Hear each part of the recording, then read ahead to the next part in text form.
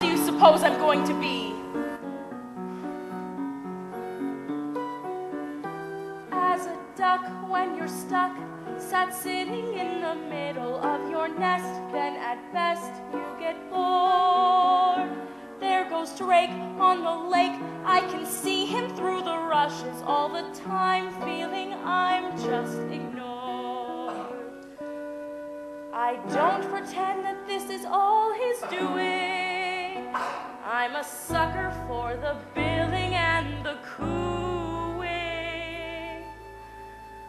But when you hear that pitter-patter of tiny feet, it doesn't matter how long I've had to sit here minding my brood.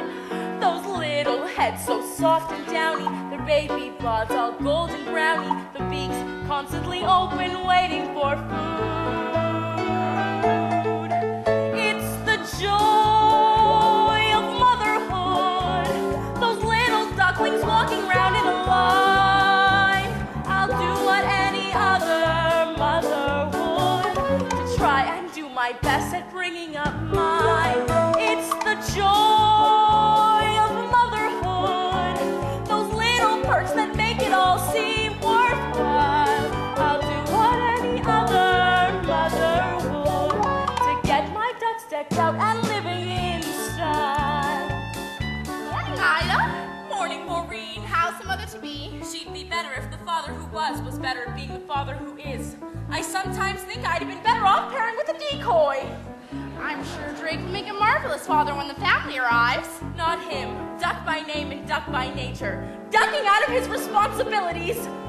Oh, I say, if butts were meant for sitting on eggs all day, they should have been designed with big old dimples in them. Oh, Ida, the very thought. How much longer do you have to go? Well, by my reckoning, they should be out by now.